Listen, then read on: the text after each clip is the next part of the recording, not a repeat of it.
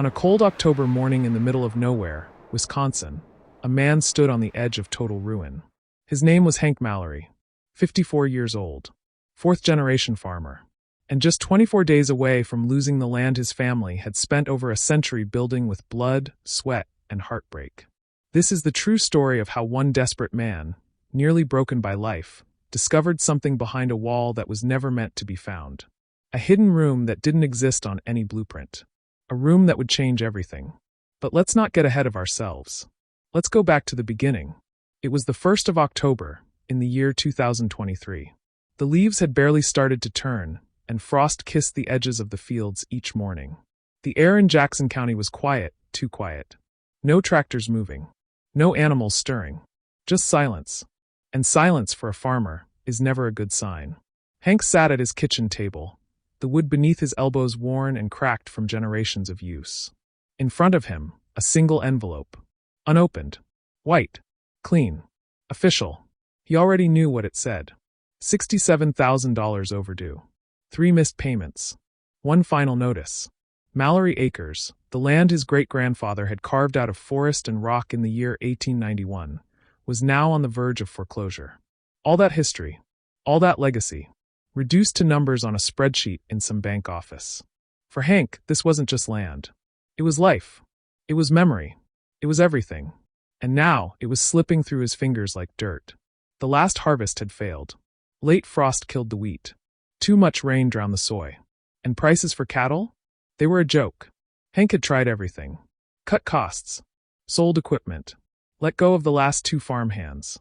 He even started doing handyman jobs in town just to keep the lights on. But it wasn't enough. And then came the letter.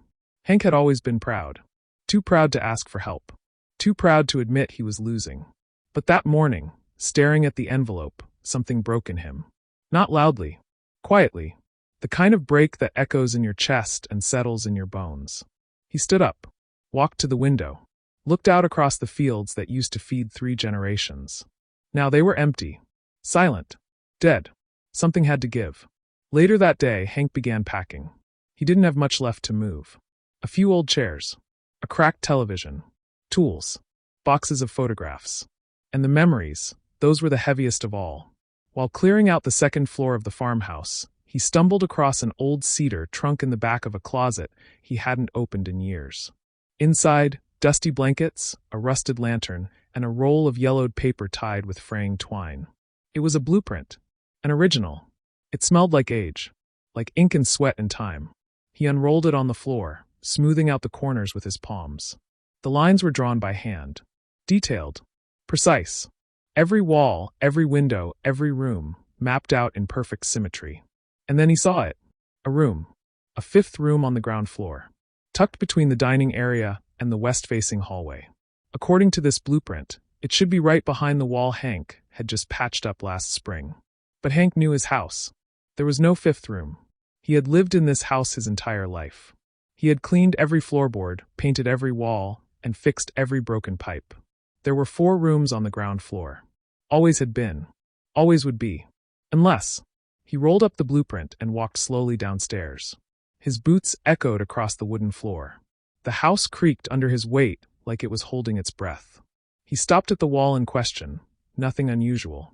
Just faded wallpaper with tiny blue flowers, peeling at the edges. He knocked. Hollow. He knocked again. Definitely hollow. He pressed his ear to the wall. There was no sound, no draft, no light. But something in his gut stirred. A whisper, almost. Telling him to look deeper. Go further. He grabbed a flashlight from the workbench in the barn and returned to the wall. Then, with the back of a hammer, he peeled off a chunk of the brittle wallpaper. Behind it, wooden slats and plaster, old but not untouched. He tapped them. Still hollow. Still hiding something. His heartbeat picked up. Not fast, but heavy. Like a warning. Like a drum before a war. He got the crowbar. The first crack in the wall came with a sharp snap of wood. Dust exploded into the air. Paint flakes fell like snow. The second strike splintered through the plaster, revealing a thin gap between beams. A third strike, then a fourth, and suddenly the wall collapsed inward like a rotten tooth. Behind it was darkness. Not a hallway. Not a crawl space. A room. He aimed the flashlight into the void. The beam caught layers of dust suspended in the air. Cobwebs. Peeling wallpaper. A wooden floor. It was real. A real room. He stepped through the opening cautiously, like walking into a forgotten dream. The air was cold, heavy, like it hadn't been disturbed in decades. In the center of the room sat a single object. A metal box. It was old. Iron. Rusted at the corners. Padlock snapped and twisted. On top of it, a letter, yellowed, folded, and sealed with wax. Hank's hands trembled as he reached for it. The name on the envelope? His great-grandfather's. The date? October 12th, 1904. And inside that envelope were words that would change his life forever. Hank held the envelope in his calloused hands, barely breathing. The wax seal was brittle with age, stamped with the same symbol he'd seen carved into the barn's main beam 100 times as a boy. A tree with deep roots and wide, reaching branches. It was the Mallory family mark. Something he'd never questioned before. Now it felt like a key. Like a clue. He opened the letter carefully, almost afraid it would crumble at his touch. The handwriting inside was neat, deliberate, and unmistakably from another time. The ink had faded, but every word still whispered with intent. My name is Thomas Mallory. If you're reading this, you are my blood. This house holds more than wood and memory. Beneath these floors lie the sacrifices of generations. And what you found was never meant for the world. Hank blinked. What did that mean? He read on. In the year 1878, I began keeping a ledger. Not of crops or cattle, but of something deeper. Deals made in desperation. Promises traded for survival.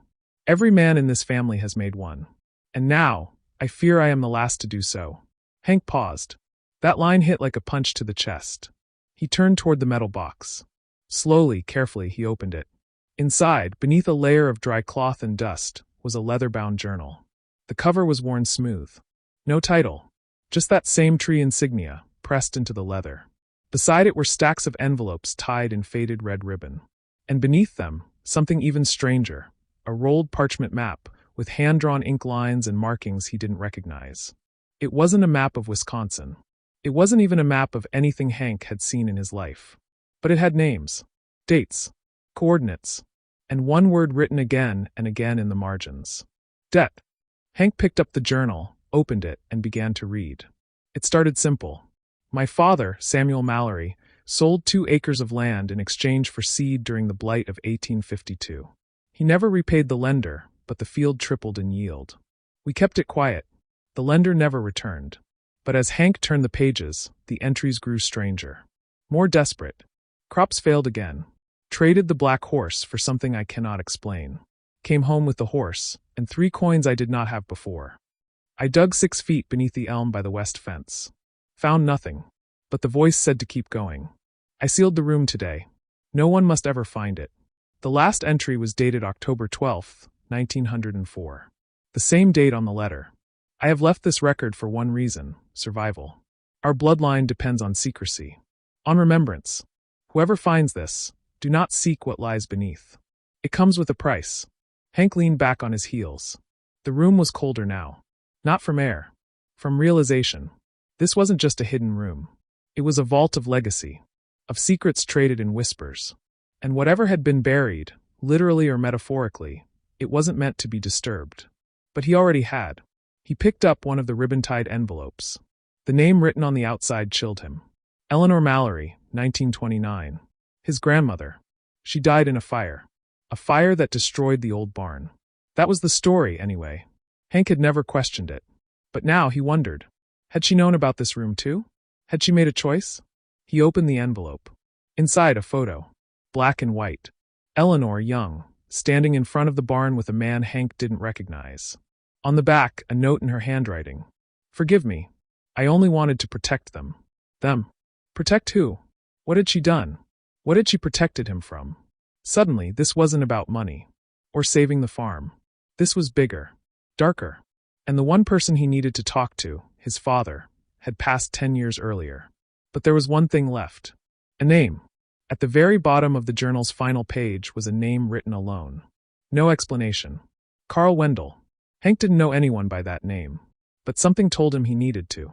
He packed the journal, the envelopes, and the strange map into a bag. Left the rest behind.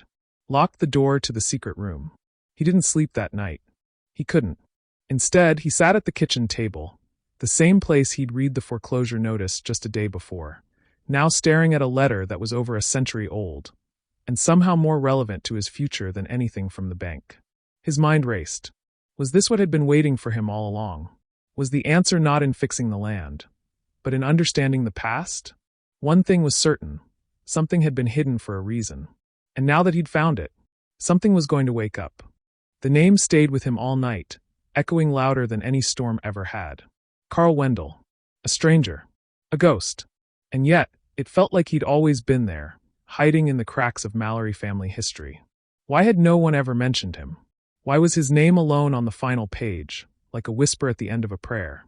By the morning of October 3, 2023, Hank was sitting at the Black River Falls Public Library, staring into the flickering glow of a dusty computer monitor. The librarian, a quiet woman in her 60s with hair like silver thread, had raised an eyebrow when he'd walked in before the doors even opened. Nobody went to the library anymore. But Hank wasn't just anybody anymore. He typed the name slowly, Carl Wendell. Wisconsin. Dozens of results. Obituaries. Arrest records. A poetry teacher in Madison. A welder in Green Bay. A soldier in World War II. None of them felt right. Then he tried something else.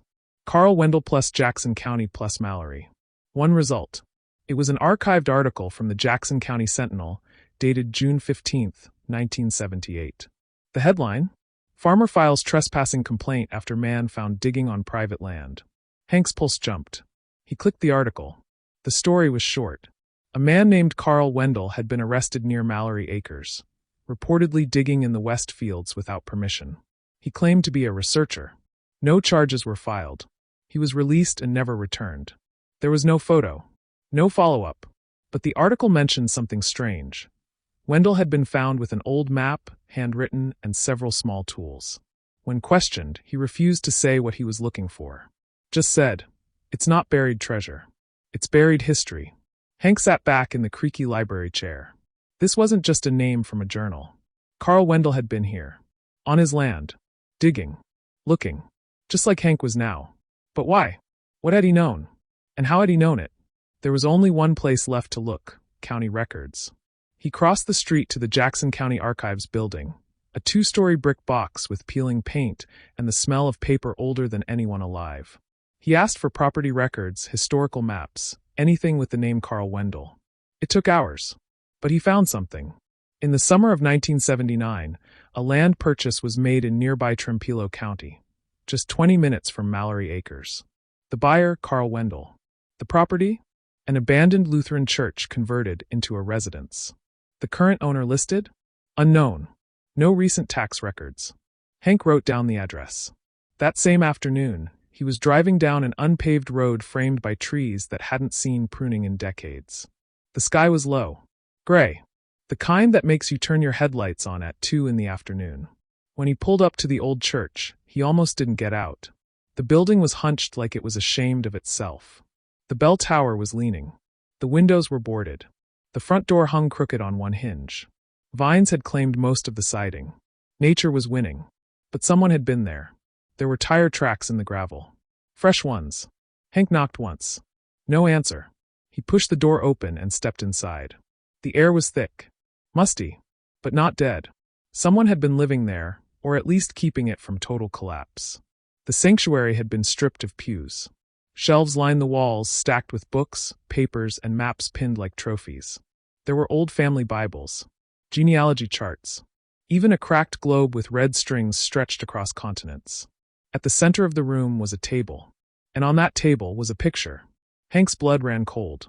It was a photo of his father, as a young man, standing beside a man with deep-set eyes and a hard jaw. Carl Wendell. It had to be. On the back of the photo, in faded ink. Jackson County, October 1958. Hank staggered back, breathing hard. His father knew this man. Knew him well enough to pose for a photo. So why had he never spoken his name? He started sifting through the papers on the table.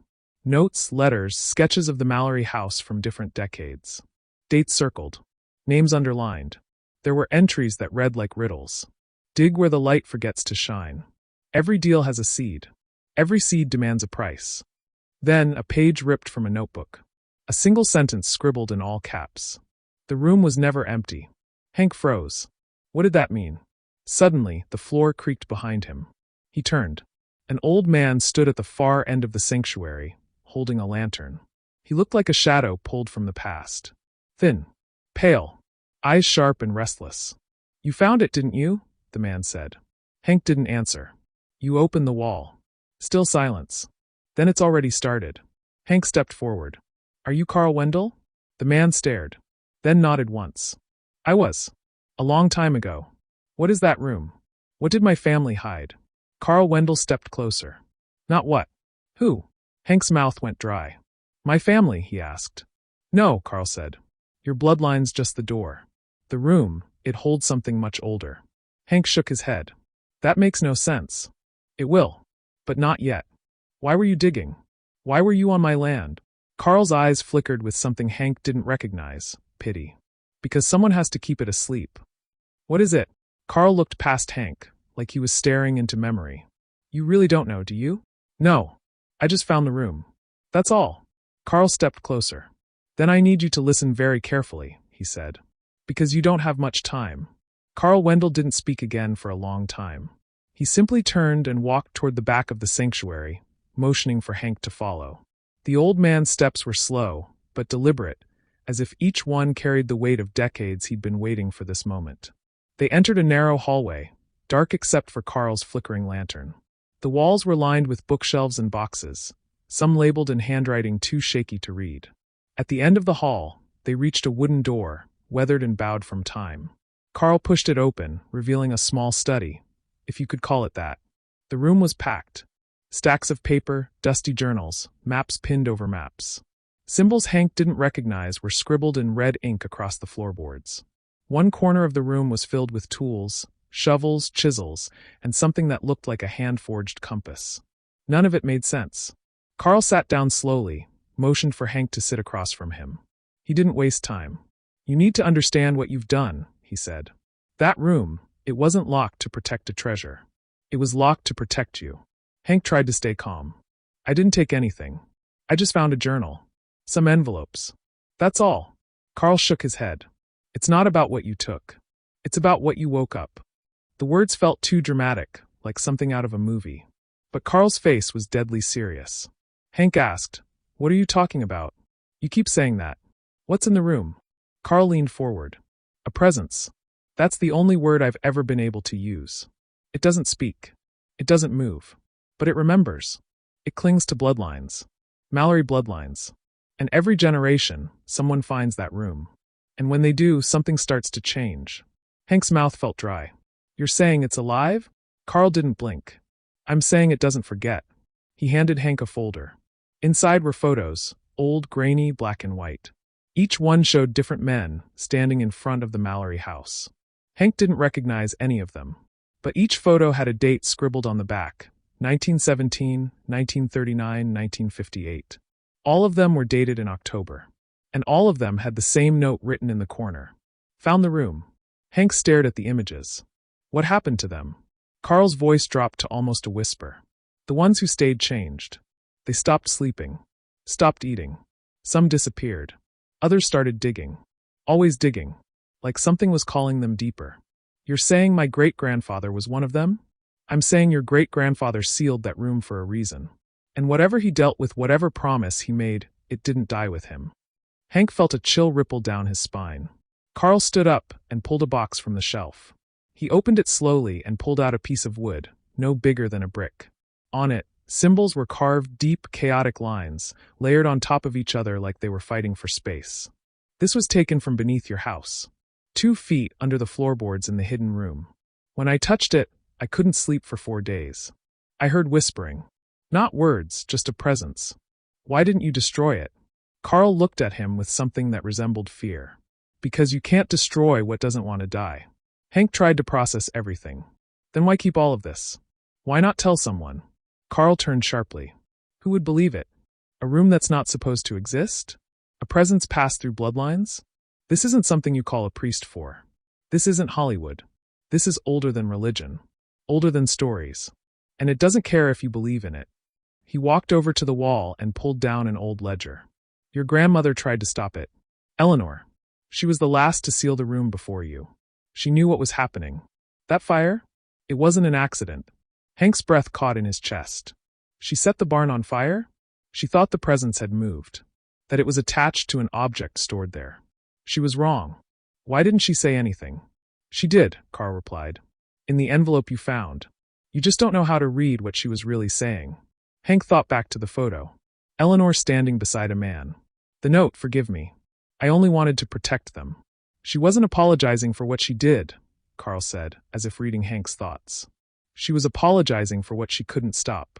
The silence in the room was unbearable. Hank stood up. Okay, let's say I believe you. What do I do now? Close the wall again? Burn the room? Move. Carl didn't hesitate. You don't move. You don't run. You stay. And you listen. To what? Carl pointed to the floor. Because if you've really opened the room, it's already listening to you. Hank's head swam with questions, but his body felt heavy. Tired. The kind of tired that sleep couldn't fix. Carl stepped forward and placed a hand on Hank's shoulder. There's one more thing you need to know. What? The map in the box. It doesn't lead to treasure. It leads to the origin, where the first seed was planted, where the first deal was made. If you want answers, real answers, you'll have to follow it. Hank took a deep breath. And if I don't? Carl's expression hardened. Then whatever's inside that room will finish what it started. With you. Hank left the church just after sunset on October 3rd, 2023. The road back to Mallory Acres felt longer than it ever had before. Trees on either side seemed to lean in closer, their branches brushing against his truck like they were trying to listen. The weight in his chest wasn't just fear anymore. It was inheritance. Carl Wendell had given him something before he left. A copy of the map from the hidden room. Not the original, but a version annotated in Carl's handwriting, full of strange coordinates, faded trails, and small, cryptic notes like blood here and no return. But the one note that stood out was circled in red ink at the top of the page. The first seed 45 degrees 28 minutes 16.1 seconds north, 91 degrees 2 minutes 45.2 seconds west. It was deep in the northern woods of Wisconsin, land that was now mostly protected state-owned forest. Carl had whispered, "That's where it started. Before your family even knew it existed. That's where he made the deal." Hank didn't ask who he was. Some things didn't need names to be dangerous. By morning on October 4th, Hank had packed supplies into the back of his truck. Flashlights, rope, water, Carl's notes, and a revolver that had belonged to his father. Not that he believed a gun would do anything against whatever this was, but carrying it made him feel like he still had control over something. He didn't tell anyone where he was going. There was no one left to tell. The drive took 6 hours, through winding roads and dense pine corridors that hadn't changed in 100 years. As he approached the coordinates, GPS failed. Cell service vanished. The forest thickened. At one point, he had to abandon the truck altogether and walk the final mile with nothing but a compass and Carl's hand-marked map. The spot marked, the first seed, was at the base of an enormous, ancient oak. It was easily the tallest tree Hank had ever seen. Its bark was dark and cracked, like fire had once kissed it but never won. Vines wrapped around it like veins. It stood alone in a clearing, as if even the other trees knew to keep their distance. There were stones at the base. Dozens of them, arranged in a near-perfect circle. Each one etched with a symbol, not letters, not numbers. Something older. Something wrong. Hank crouched and ran his fingers across one of the stones. It was warm. Too warm for the cold ground around it. Beneath the center of the circle, the soil had been disturbed. Someone had dug here before. Maybe Carl. Maybe someone long before him. Hank hesitated, then began to dig. With every scoop of earth, the air seemed to grow heavier. The silence of the forest thickened into a kind of pressure, like sound had been pulled from the world. After nearly an hour, his shovel struck wood. Not a coffin. A box. He cleared the dirt from its edges, revealing dark, rotted wood bound by rusted iron straps. It didn't look like it had been meant to last, but somehow it had. He opened it. Inside was a bundle wrapped in oilcloth, sealed with a piece of black twine. He unwrapped it slowly. A single object lay inside. A coin. Old. Unfamiliar. Its surface was etched with the same tree symbol he'd seen on the journal, the letter, and even the barn beam. But this time it looked different. Sharper. Angrier. Its branches curled inward like claws. He picked it up. The moment he did, the wind in the clearing stopped completely. Everything, leaves, insects, breath, paused. Then the sound came. A hum. Low. Vibrating through the soil, through his boots, up his spine. It wasn't mechanical. It wasn't natural. It was like something was waking up. Not from sleep. From memory. Then a voice, not from outside but from somewhere inside him. You took what was promised. He dropped the coin. It landed with a dull thud against the soft earth, but the sound echoed like thunder in his ears. The forest exhaled all at once. Wind roared through the trees. The sky darkened, not with clouds, but with something Hank couldn't name. A presence. A pressure. He stumbled backward, breath shallow. And then, just as quickly as it began, it stopped. The coin was gone. Vanished. Hank turned in every direction, searching the ground, the box, even his pockets. Nothing.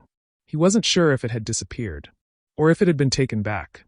He reburied the box, stone-faced and silent, then stood staring at the ancient tree.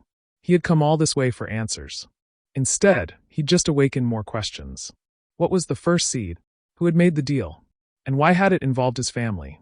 The map had one final note, scrawled in Carl's handwriting beneath the coordinates. The soil remembers, but it only tells the truth to those who bleed. Hank didn't know what that meant, but something told him he was about to find out. Hank didn't speak on the drive home. He didn't play the radio. He didn't stop for food. He didn't check his phone. He just drove, his hands clenched tight around the wheel as the trees passed in a blur outside. Something had changed in that forest. Not just around him, but inside him. The voice still echoed. You took what was promised. It hadn't been a hallucination. He knew what he heard. It wasn't his voice. It wasn't memory. It was something older. Something watching. By the time he pulled into Mallory Acres, it was just after midnight on October 5th, 2023. The house stood quiet beneath the pale moonlight, as if it was holding its breath, waiting for him to cross the threshold. And when he did, everything felt off. The air inside was colder than the outside. The floorboards creaked more than usual. The shadows in the corners stretched too far. He stood in the entryway, letting his eyes adjust, and realized something had moved. A chair that had been in the kitchen was now halfway into the hallway. He didn't move it. No one else had been in the house. At least no one human. Hank closed the door, locked it, and walked straight to the hidden room. He'd boarded it up before leaving. Hammered thick plywood over the hole in the wall and braced it from behind. Now it was open. The boards had been removed cleanly. No splinters. No mess. Just gone. He stepped inside. The room looked exactly as it had before. Same peeling wallpaper. Same dust in the air. Same strange stillness that made his skin crawl. Except for one thing. On the floor, in the center of the room, lay the coin. The same one he had found under the ancient oak. The same one that had disappeared from his hand. It sat upright, balanced on its edge, spinning. Hank stared at it, frozen. Then, without warning, the coin toppled. It didn't fall like a coin should. It didn't clatter. It landed silently, flat on the wooden floor. And carved into the floor beneath it, in jagged, fresh gouges, were 5 words. The soil remembers your debt. Hank backed out of the room, chest heaving. What debt? What was owed? He ran to the kitchen and pulled out the old ledger he had taken from Carl's church. Flipping through the pages, he stopped at one entry dated October 14th, 1958. It was written in his father's handwriting. I couldn't hold it back. I thought if I buried the ledger, it would stop. But it knows. It always knows. I heard it beneath the floor last night. Scratching. Like it's trying to remember who it is. Below that, a note scrawled in different ink. Do not bleed inside the room. Hank closed the book, hands shaking. He walked to the sink, turned on the faucet, and splashed cold water on his face. When he looked up at the mirror, he didn't see just himself. For a fraction of a second, there was something standing behind him. Tall. Shadowed. No features. Just the outline of a man whose edges bled into the walls. He turned around fast. Nothing there. The room was empty. But the feeling wasn't. He could sense it now. Not like a ghost. Not like some haunted echo. It was intelligent. Watching. Waiting. He grabbed his keys, shoved the ledger and map back into his bag, and started toward the door. He didn't know where he was going, just that he couldn't stay. But when he opened the front door, the world outside had changed. It wasn't night anymore. Not really. The sky had a strange hue, like dusk stuck in rewind. The stars were in the wrong places. The The trees stood unnaturally still, and a low, vibrating hum filled the air, not loud but constant, like the earth itself was groaning under a weight it couldn't carry. He stepped outside. The ground beneath his boots felt soft, too soft, as if the soil wasn't entirely solid anymore. And then he saw them. Footprints. Coming from the woods. Leading straight to his house. Dozens of them. Some small. Some large. Some barefoot. All of them headed in one direction, and none of them leading away. He knelt down to examine them, his flashlight shaking in his hand. They weren't new, but they weren't old either. It was as if they'd always been there, and only now chose to be seen. He stood up, breathing hard. Then something else caught his eye. A patch of disturbed earth near the barn. He walked over slowly, heart pounding. It looked like a hole had been dug, then quickly refilled, as if someone or something had risen. He grabbed a shovel and started digging. The dirt came up easy, like it had been loosened recently. Then he hit something solid. Wood. He cleared the soil and uncovered a wooden box, not unlike the one from the forest. But this one was newer, built with nails from the hardware store down in town. He pried it open. Inside were photographs. Dozens of them. All black and white. All showing different generations of Mallory men, standing in front of that same hidden room. Each one holding the same coin. Each one looking straight into the camera, expressionless. All of them had something in common. Their eyes were bleeding. Not blood, but something darker. Thicker. Something that didn't belong in veins. And beneath the photos was a single piece of paper. Typed. Clean. It read, "The dead is inherited. The memory is past. The soil does not forget." Hank dropped the paper and stumbled backward. The hum in the air deepened, pressing against his ears. Then the voice came again. Closer. "You are the root now." Hank stumbled backward from the box of photos, eyes locked on the message in his hands. "You are the root now." The words weren't just a threat. They were a verdict. A conclusion reached long before he was even born. He stood in silence, the night pressing against his skin like wet cloth. The stars above him still looked wrong, jagged and unfamiliar, like someone had rearranged the sky to reflect some hidden pattern only he was meant to recognize. He turned toward the house, and realized something else had changed. Every light was on. He hadn't left them that way. And through the living room window, he could see movement, slow, deliberate, like someone pacing. Or waiting. He reached for the revolver in his bag. It felt useless, but it was the only thing that gave him even the illusion of control. Step by step, he approached the front porch, each footfall echoing with an unnatural weight. He opened the door. The house was empty. No footsteps. No figures. No sounds. But the lights remained on, buzzing softly like a warning. He stepped inside, scanning every corner. The hallway. The kitchen. The staircase. All clear. Then he noticed something new. Carved into the walls. Deep scratches. Not like an animal, more like writing. Primitive, jagged symbols, identical to the ones Carl had shown him. They lined the door frames, the floorboards, even the ceiling above him. It was spreading. The presence wasn't just haunting the room anymore. It had seeped into the house. Into him. Back in the hidden room, the coin still sat motionless on the floor, surrounded by deeper carvings that hadn't been there earlier. They looked like roots, etched outward in every direction, creeping across the wood like veins under skin. Hank stared at them, transfixed. Then he felt it. A sharp pain in his left hand. He looked down. His palm was bleeding. A thin line, shallow but clean, as if something had sliced it without touch. And then the air shifted. The hum returned, low, vibrating, pulsing through the floor and into his bones. It wasn't just sound. It was intention. Something beneath the house was responding. Feeding. He staggered back, pressing a cloth against his hand. And then a whisper, soft but undeniable. "Now it will remember you." He spun around. No one was there. But the whisper wasn't an illusion. It was memory, something the house itself had kept sealed until now. He left the room, heart pounding, and locked himself in the kitchen. He sat down at the table, shaking, and pulled out Carl's map again. His eyes fell on one final note scribbled at the bottom. "The only way out is through the root." But what did that mean? He flipped through the journal he'd taken from the hidden room. Most of it was nonsense now. Ramblings, confessions, cryptic references to the hunger and the trade. But one entry stood out. Dated October 10th, 1931. "My father tried to burn it. He thought fire could erase memory. But it grew back, stronger. Deeper. The room is only the fruit. The root is what must be cut. Beneath the entry, a small sketch. Of a tree. Not just any tree. The same one from the forest. The same one where Hank had found the coin. He whispered to himself. The first seed. It clicked. The tree wasn't just where it began. It was the root. The origin of whatever had been following his bloodline for generations. And maybe, just maybe, it was the only thing tying this curse to reality. But there was something else. The entry continued. I went back to the tree. Dug until my hands bled. Found the second box. It was hollow, but not empty. It whispered. It said I wasn't enough. Hank closed the book. He knew what he had to do. He had to go back.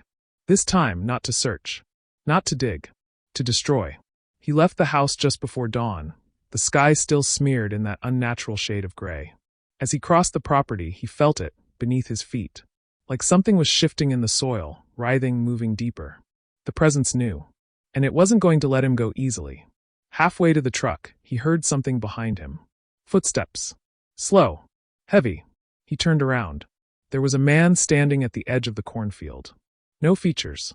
Just a silhouette, tall and still, watching. Hank raised the gun. Who are you? No answer. Just silence. Then the man stepped forward, into the first rays of morning light. And Hank saw his face. It was him. An older version of himself. Eyes hollow. Skin pale. Hands covered in dirt. And from his mouth, a whisper that sounded like 1,000 echoes. You already chose. Hank blinked. The figure vanished. No footprints. No movement. Gone. He stood frozen, unable to breathe. Then the pain returned, this time in his chest. A deep throb, like something inside him was trying to remember itself. Trying to wake up. He dropped to one knee, gasping. The soil beneath him cracked. Literally cracked. Small fissures spreading out like veins. And from them whispers. They weren't words. They were memories. His father's voice.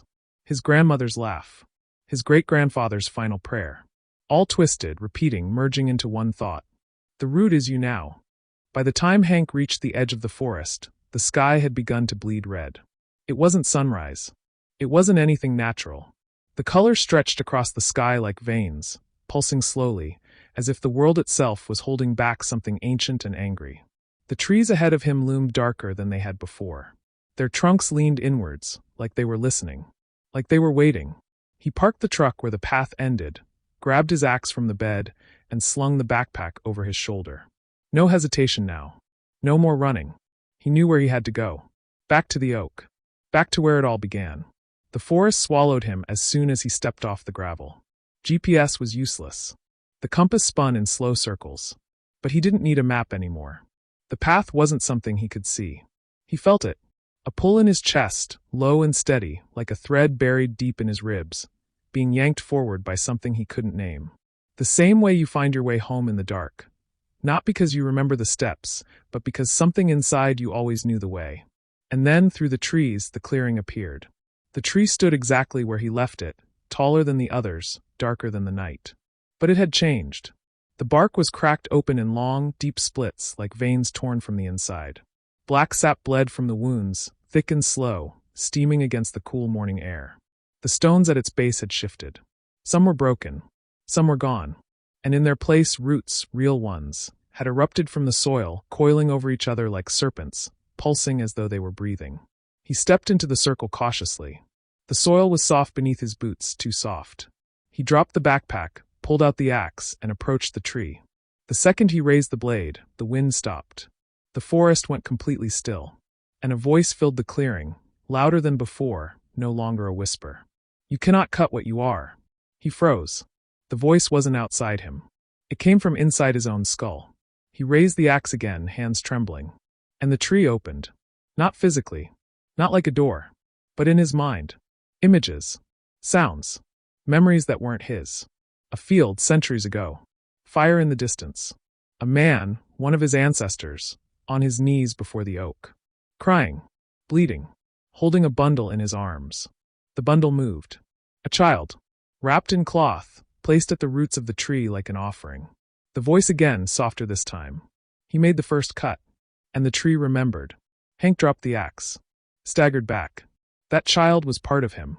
His bloodline began with sacrifice. A debt sealed in flesh and memory. His great-great-grandfather had traded a life for something. Land, prosperity, survival. No one knew exactly what. But the tree had never forgotten. And now it wanted its due. He picked up the axe again. "I'm not him," he shouted into the trees. "I didn't make that deal." But the wind replied instantly. "You continued it." He raised the axe high and swung at the roots. The moment the blade hit wood, the air screamed. Not the wind. The forest. The roots writhed, black sap sprang across his arms. The ground cracked beneath him. But he kept swinging.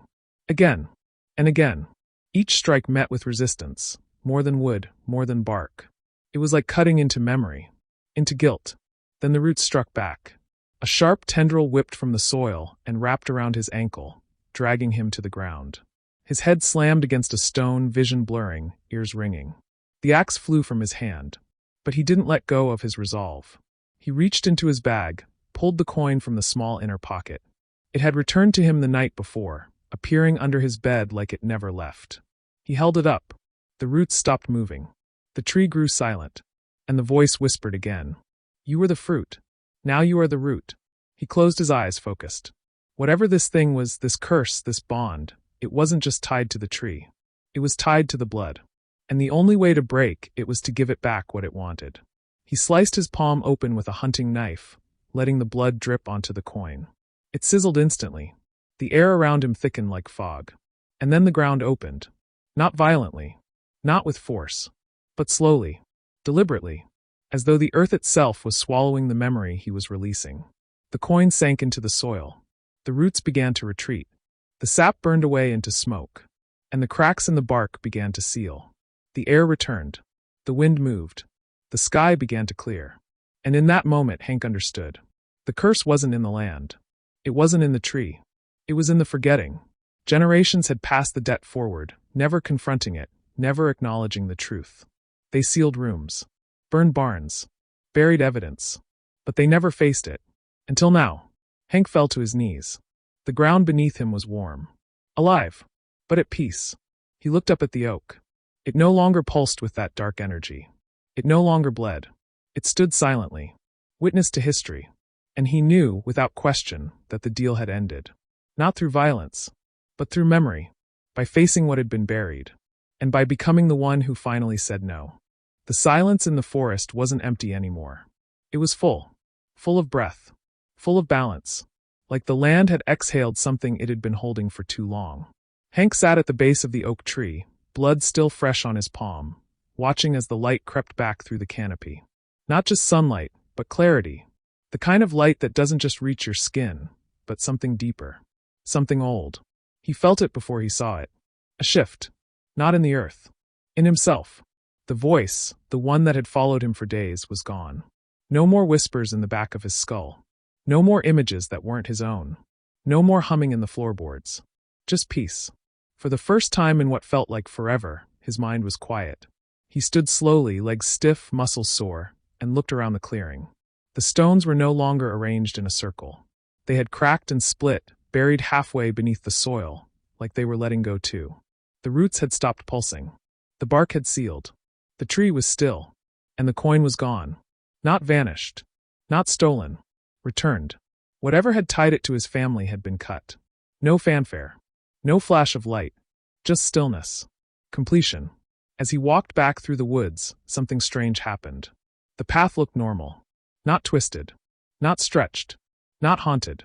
It looked like a forest trail in early October, with leaves crunching underfoot and birdsong returning in the distance. The tension that had lived in the air like static was gone. And for the first time, the wind didn't whisper. It just moved. He reached his truck, climbed inside, and started the engine. It turned over on the first try. That hadn't happened in weeks. The drive back to Mallory Acres took half the time it had before. The roads felt smoother. The sun was higher. And the strangest thing of all? He wasn't afraid to go home. Because now he understood something crucial. He was home.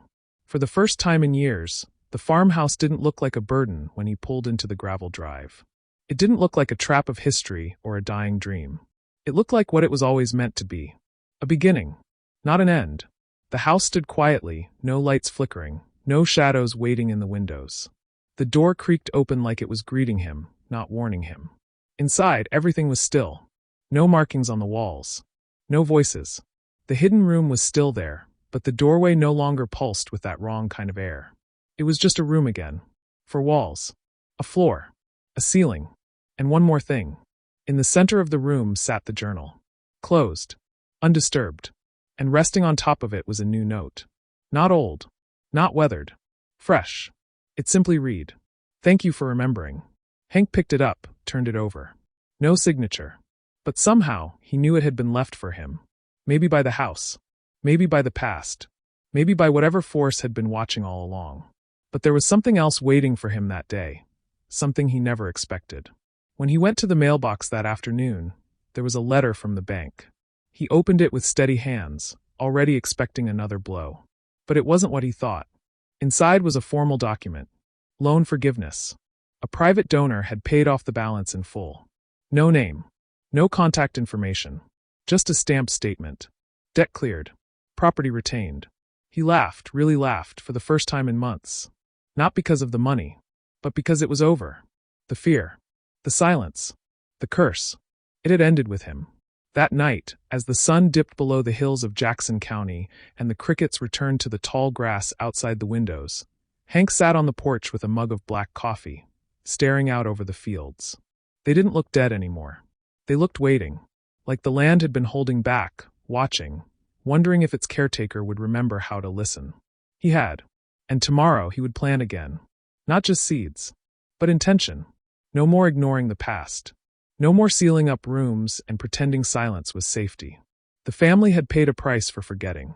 Now Hank would teach the land, and himself, how to grow from truth. A new journal sat beside him. Blank pages. Waiting to be filled. He opened to the first page and wrote just 7 words. The debt ends here. With me. And beneath it, for the first time in the Mallory family line, he added something that had never been written before. A date. October 6th, 2023. The day it didn't win. The day the past lost its grip. The day the future became possible. For most of his life, Hank Mallory thought his family's legacy was carved in hard work, stubbornness, and soil. He believed it was in calloused hands and long winters, in barns repaired with wire and prayer, in crops that obeyed the seasons and a silence that grew thicker with age. But now, as he stood in the middle of the South Field on October 7th, 2023, he understood something deeper. Legacy wasn't just about land. It was about memory, and the courage to carry truth forward, even when it's heavy, even when it hurts. The sun rose slow and golden that morning, stretching long fingers of light over the frost-kissed grass. Birds had returned to the fence posts. Deer moved along the distant tree line. And for the first time in months, Hank felt the earth say something back when he stepped onto it. Not in words. In feeling. The kind that hummed in his bones, steady and solid. The kind that said, "You can build again." That day, he called a man from town, Elliot Reed, a contractor who used to work with Hank's father. Together, they measured the foundation where the old barn had once stood. The one that burned down in 1974 under mysterious circumstances no one ever talked about. Elliot asked, "You really want to rebuild here?" Hank nodded. "It's time." He didn't tell Elliot everything. Not about the hidden room. Not about the coin. Not about the tree with bleeding bark or the whispers that once lived beneath the floorboards. But he did tell him this. "My family buried too many things. It's time we grow something from it instead." They poured concrete 2 days later. On the morning of October 9th, as the forms were being set and the first mix hit the ground, Hank walked out with a small metal box. Not the cursed kind. This one was clean, new, sealed tightly. Inside were copies of the journal entries, the note from Carl Wendell, the blueprint showing the hidden room, and the final message that had been left for him. He buried the box beneath the center beam of the new barn. Not to hide it, to anchor it, not to silence the past, but to give it a place in the future. If someone found it one day, it wouldn't be a warning. It would be a story, a true one they could learn from. By October 10th, the roof was up, rafters in place, walls framed. As the hammering echoed across Mallory Acres, Hank stood alone by the porch, watching men half his age raise something he never thought he'd see again, a new structure. One not built in fear or desperation, but in choice. It was quiet satisfaction. Not pride. Not victory. Just peace. Later that night, he opened the new journal again. His handwriting was steadier now. cleaner. He wrote about the barn, the sunlight on the field, the way the wind had finally stopped sounding like footsteps. And then he wrote this. It's strange how you can live in a house your whole life and still not know what it holds. But even stranger, how you can survive what it held and walk out with more than just scars. You walk out with sight. He paused, then added, let this be our new inheritance, not silence but sight. Not survival but restoration. He left the journal on the windowsill of the hidden room, which was no longer hidden, no longer feared. The doorway had been opened fully now, framed and finished like any other part of the house. Hank planned to turn it into a small reading room. A place for honesty. For story.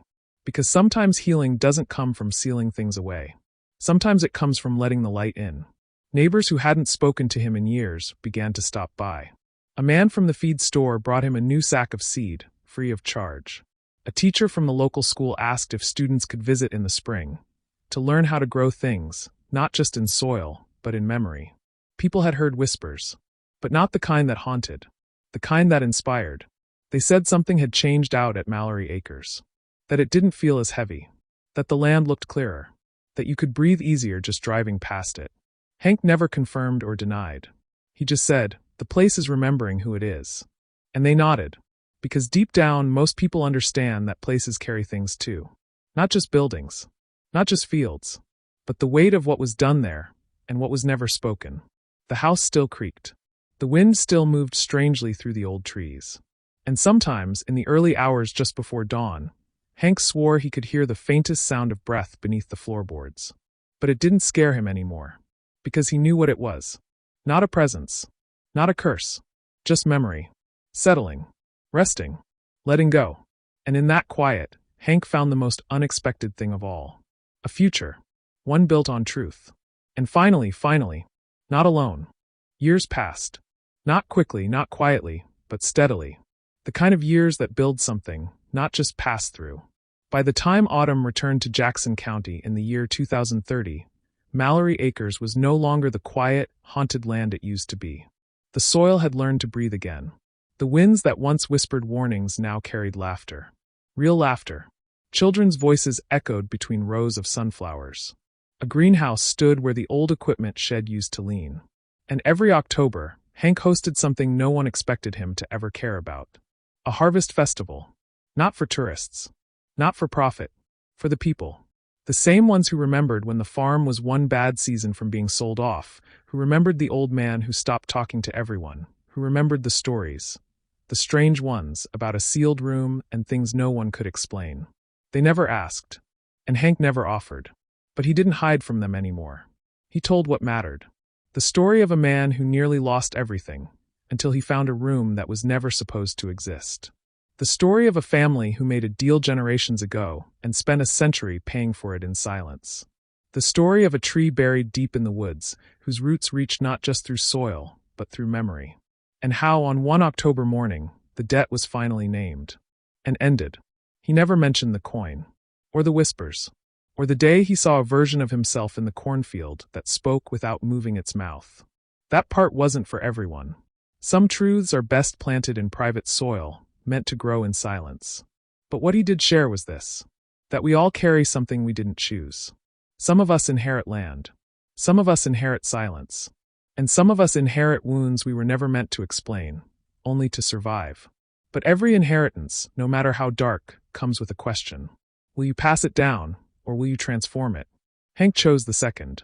He became the man who broke the cycle. The man who opened the room, faced the truth, and chose to stay. Not to bury it, but to build on top of it. One of the final things Hank planted was an oak tree, not in the forest but in front of the house. A new one, young, barely taller than his shoulder. He planted it on the exact spot where the house's original cornerstone had been placed in 1891. He called it the second root.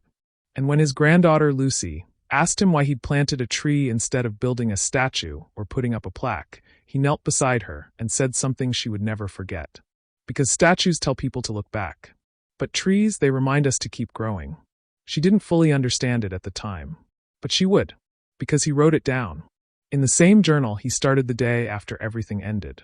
The one with the first page that read, "The debt ends here. With me." That journal became a family heirloom. Not because of what it contained, but because of what it didn't. There were no curses, no warnings, no whispers from the past. Just seeds, thoughts, truths, roots, the kind worth keeping. One of the last entries, dated October 12th, 2030, read like this. A man once told me the soil remembers. He was right, but what it remembers depends on what you choose to leave behind. This farm used to remember silence. Now it remembers voices. It used to remember fear. Now it remembers footsteps. It used to remember a curse. Now it remembers a man who stayed. And beneath it, in ink that had faded just a little. Let this be a new kind of haunting. One that keeps the lights on. By the time Hank passed, quietly, in his sleep, just before winter set in that same year, Mallory acres had already begun passing into other hands. His children knew what to do. His grandchildren had stories to tell. But the room was never closed again. It became part of the home. Not because it was forgotten, but because it was finally remembered properly. And in that remembering, it lost its power to control. It became history. And history, when faced, becomes something else entirely. Not a shadow. Not a curse. A lesson. A legacy. And a seed. One worth planting. One worth keeping. So now you've heard it. The story of Hank Mallory. A farmer, a fighter, a man who thought he was just trying to save his land, but ended up saving something much greater. He thought he was digging into his past. But what he uncovered was a truth that lived beneath generations. A truth that didn't scream. Didn't beg. It just waited. And when he finally listened, it didn't destroy him. It gave him a choice. Stay silent, or remember. Hide or heal. Pass the curse forward, or become the one who ends it. And here's the real question. What would you do if you found the room? Think about it. You're in your family's home. A place filled with memories. Some warm. Some aching. Some you don't even talk about anymore. And then, one day, you find a room that's not on any blueprint. No door. No light. No history that anyone will speak of. Just space. Space that feels like it was waiting for you. What would you do? Would you walk away? Would you patch the wall and pretend you never saw it? Would you dig deeper, even if you didn't like what you found? Because that's the thing about stories like this. They don't just ask you to watch. They ask you to reflect. To look around at your own life. Your own family. Your own silences. Maybe you've never faced something as literal as a hidden room. But maybe you felt something similar. A conversation you avoided. A history that was never told. A truth that passed through generations like a shadow no one wanted to name. And maybe you, like Hank, are the one person in the line who was meant to stop running. To face it. To finally give that buried thing a voice. Because when you do, it stops haunting and starts healing. So here's what I want you to do. Look at your life. Your story. Your family. What have you inherited that wasn't chosen? What weight are you carrying that isn't even yours? And more importantly, what are you planting in its place? Because the soil always remembers. But we decide what it remembers us for. For Hank, it remembered fear until it remembered courage. It remembered silence until it remembered a voice. It remembered debt until it remembered choice. Now it's your turn. Ask yourself, what legacy do you want to leave behind? What kind of story will your children's children find when they open the box? When they peel back the wallpaper? When they stand where you once stood? Will they find fear? Or freedom? Will they inherit silence? Or truth? And will they say one day, this is where it ended. This is where it healed. This is where someone stood up and chose to remember. If this story touched you even just a little, tell someone. Share it. Start a conversation. Because stories like this aren't meant to be buried in comment sections or forgotten in playlists. They're meant to live on. To echo. To grow. Just like seeds. And you? You're the soil now. You're the one who decides what grows next. So I'm asking you, leave a comment below and tell us. What lesson did you learn from Hank's story? What part of his journey hit you the hardest? What truth do you think is essential, not just for survival, but for a meaningful human life? We want to hear it. We want you to be part of this legacy. And if you haven't already, like this video, subscribe to the channel, and turn on notifications so you don't miss the next story from Wisconsin Farm Tales. Because out here, every fence has a history, every tree has a secret, and every family carries something. We just help you find the light in it. Thank you for being here. We'll see you in the next tale. And until then, keep planting something worth remembering.